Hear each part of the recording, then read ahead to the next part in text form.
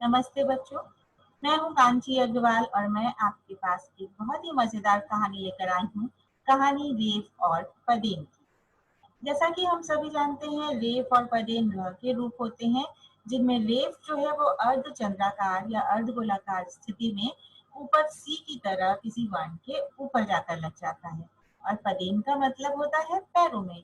तो जब र किसी वर्ण के पैरों में एक तिरछी रेखा के रूप में लग जाता है, हम उसे कहते हैं पदेन ग्रह।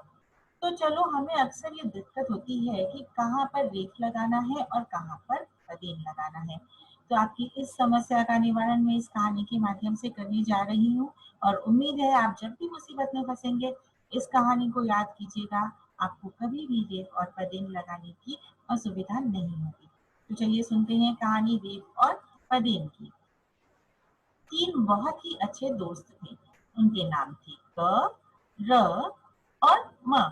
तीनों बहुत ही अच्छे दोस्त थे। जहां भी जाते साथ में जाते। लेकिन बच्चों, हम अगर इन अक्षरों की बनावट पर ध्यान दें, तो हम देखेंगे कि क और म कुछ स्वस्थ से दिखाई दे रहे हैं। क्यों? क्योंकि इनको लिखने में हमें ज्यादा स्थान लगता है र की तुलना में। इनका इनको लिखते वक्त हम बाएं से दाएं तक ज्यादा स्थान लेते हैं, यानी इन अक्षरों की चौड़ाई कुछ ज्यादा है। और जबकि र को लिखने में बहुत ही कम स्थान लगता है और ये सीधाई या कम स्थान में ही लिख लिया जाता है।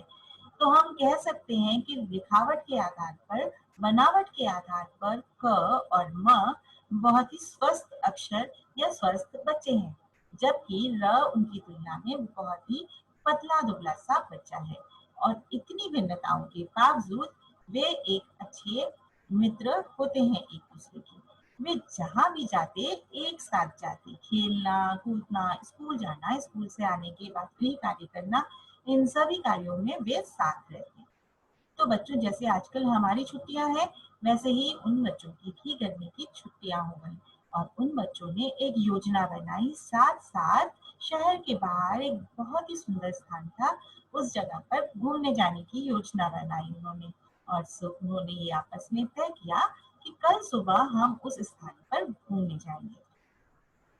तो अगले दिन ये घूमने निकले। आगे आगे क, बीच में र और उसके पीछे म चल पड़ा। तभी अचानक एक दुर्घटना हो गई। र जो है वो गिर पड़ा और क जो आगे चल रहा था, उसने अपने पीछे गिरते हुए र को नहीं देखा, लेकिन उसके पीछे आ रहे म ने अपने आगे गिरते हुए र को देखा और उसने उसे मदद की पेशकश की। इस स्थिति को अगर हम देखें अक्षरों के रूप में, तो कुछ इस तरह से दिखाई पड़ेंगे। क जो कि आगे चल रहा है और पूरी तरह से स्वस्थ है, यहाँ पर पूरे क के रूप में दिखाई पड़ रहा है। र जो कि चोटिल हो गया है गिर करके, वो यहाँ पर कुछ आधे र के रूप में दिखाई दे रहा है। आधा र क्यों? क्योंकि हम देख पा रहे हैं इस र के नीचे ये हलंत लगा हुआ है। और हलंत वहीं पर लगता है जहां पर अक्षर अपने आधे रूप में होता है, यानी वो अक्षर आधा होता है। तो यहाँ पर चूंकि र के नीचे वो हलंत दिख रहा है, इसलिए र जो है यहाँ पर आधा है। यानी हमारा जो चोट लगा हुआ र है, उसका तात्पर्य यह है कि र यहाँ पर आधा है। और पीछे स्वस्थ खड़ा हुआ म हमें पूरे अक्षर के रूप में दिखाई दे रहा है। अब देखो, दोस्त को चोट लगी है और एक दोस्त ने उसकी मदद की पेशकश की। अब सवाल ये उठता है कि दोस्त उसकी मदद किस प्रकार करेगा। तो दोस्त ने बहुत ही अच्छा हल निकाला। कौन सा हल? चलो देखते हैं। उस दोस्त ने र को उठाकर, कौन से दोस्त ने? माँ ने। माँ ने र को उठाकर अपने कंधों पर बैठा लिया और क के बिल्कुल पीछे पीछे चल पड़ा। अब इस स्थिति को अगर हम अक्षरों के रूप में देखें, तो हम देख पा रहे हैं कि पूरा क प्लस आधा र प्लस म को अगर हम जोड़ें, तो क और म एकदम आगे पीछे हो जाते हैं और म के कंधे पर ये अर्ध गोलाकार रूप में र बैठा हुआ है। या देखो बच्चों, हम जब भी किसी के कंधे पे बैठते हैं, उस स्थिति का अगर आप ध्यान करोगे, तो देख पाओगे कि हम कुछ आगे की ओर गोल होकर झुक जाते हैं। तो इसी प्रकार यह र भी एक अर्ध गोलाकार रूप में म के कंधे पर बैठ गया। तो ये बन गया कर्म। और ये जो है वो है र का कौन सा रूप? रेफ। तो यहाँ पर हम ध्यान देंगे, क पूरा है, आधा र है और म पूरा है, अर्थात जहाँ पर र अक्षर आधा होता है वो अपने पीछे आ रहे वर्ण के कंधे पर चढ़कर अर्धगोलाकार रूप यानी कि रेफ के रूप में बैठ जाता है। तो बच्चों, जैसे ही क को इस बात का आभास हुआ कि पीछे कुछ गड़बड़ हो गई है, उसने तुरंत पलट कर देखा और देखा कि म उसको र को कंधे पर बैठाए हुए आ रहा है। उसने पूछा क्या हुआ? उसने बताया वो चोट लग गई, चलो हम इसे लेकर अस्पताल चलते हैं। और फिर उन लोगों ने उसकी चिकित्सा कराई और अपने अपने घरों की ओर लौट गए। गर्मी की छुट्टियां खत्म होने को थी।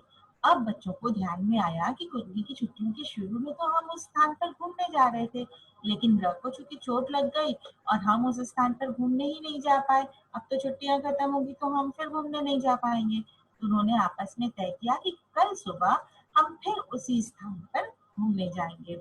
इस बार उन्होंने जानबूझकर रघु को बीच में रखा और कहा एक दूसरे से, किसने किससे कहा? क ने म से कहा कि बच्चों दोस्त देखो ना, तो बहुत दुबला पतला है और पिछली बार जरा सी असावधानी से इसको चोट लग गई थी, तो ऐसा करते हैं र को बीच में ही रखते हैं ताकि जब भी इसको कुछ दिक्कत हो हम दोनों आगे या पीछे से उसको साथ दे सके, मदद कर सके, सहायता कर सके। ये सोचकर आगे आगे क चला, पीछे र और उसके पीछे म। लेकिन बच्चों, जैसा कि हम जानते हैं हमारा सोचा हर बार सच नहीं होता। कुछ इसी तरह की बात इस बार भी हुई। क्या हुआ? इस बार क गिर गया और क के पैरों में चोट लग गई। अब र और म जो उसके पीछे आ रहे थे, जब उन्होंने क को गिरे हुए देखा तो दोनों ही उसकी मदद करने के लिए तैयार रहे। देखो, इस स्थिति को हम कुछ इस प्रकार समझते हैं। क के नीचे हलंत लगा हुआ है, यानी क के पैर में चोट लगी हुई है, यानी यहाँ पर क जो है वो आधा है, आधा क, पूरा र और पूरा म। तो अब जैसे ही दोनों दोस्त उसकी सहायता के लिए तैयार हुए, र ने म से कहा, म भाई, पिछली बार जब मुझे चोट लगी थी तब तुमने मेरी मदद की थी। इस बार मैं अपने दोस्त की मदद करना चाहता हूँ, तो क्या तुम मुझे इसकी अनुमति दोगे? माँ ने कहा, बहुत अच्छा भाई, अगर तुम ऐसा करना चाहते हो तो बिल्कुल करो, मेरी तरफ से कोई आपत्ति नहीं है, क्योंकि दोस्त की मदद तो हमेशा करनी चाहिए। अब र जो है वो क की मदद के लिए आगे बढ़ा, लेकिन समस्या एक थी, वो ये कि वो माँ की तरह स्वस्थ नहीं था और क को उठाकर अपने कंधे पे नहीं बैठा सकता था, जैसा कि माँ ने र के साथ किया था। तो अब इसका उपाय किसने सोचा, कैसे निकाला? क्योंकि बच्चों, जहाँ चाह वहां रहा, जहाँ पर कोई समस्या होती है हम जरूर उसका समाधान खोज लेते हैं। तो अब र ने इस समस्या का भी एक समाधान निकाला। क्या समाधान? चलो देखते हैं।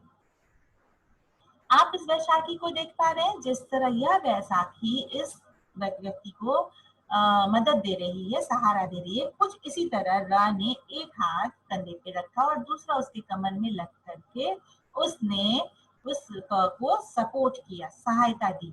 और म जो है वो बहुत खुश हुआ ये देखकर कि मेरे दोस्त ने बहुत ही समझदारी से इस समस्या का समाधान निकाला है। तो इस समस्या का समाधान जो निकला वो कुछ इस प्रकार हुआ। क जिसके पैर में चोट लगी थी उसके पीछे र प्लस म इज इक्वल टू क्या हो गया? यहाँ पर देखिए, क जो है वो एक बैसाखी की तरह, जो बैसाखी इसने यहाँ पर ली है ना, बिल्कुल उसी तरह इसके पैरों में कुछ तिरछा होकर लग गया और उसने क को सपोर्ट किया, सहायता दी और म उसके पीछे आ गया। तो यहाँ पर ये बन गया पदेन र और बन गया क्रम, अर्थात आधा क प्लस र प्लस म इज इक्वल टू क्रम। तो बच्चों, जब भी आप इस समस्या में फंसे कि पैरों में लगाए या किसी अगले वर्ण के ऊपर बैठाए रखो, तब आप इस कहानी को ध्यान से याद कीजिएगा। चलिए दोहराते हैं, हमने क्या सीखा? हमने सीखा पूरा क प्लस आधा र प्लस पूरा म इज इक्वल टू कर्व। यहाँ पर र आधा था जो कि चल नहीं सकता था, तो उसने अपने पीछे आ रहे मित्र के कंधों पर बैठ करके अपनी यात्रा पूरी की और यहाँ पर वो बन गया र, रेफ, रेफ।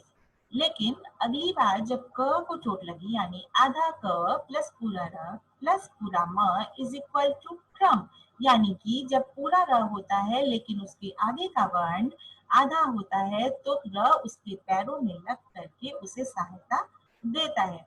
तो बच्चों, हमने खेल खेल में कई बातें सीखी। रेफ और पदेन कैसे लगाना है ये तो हमने देखा।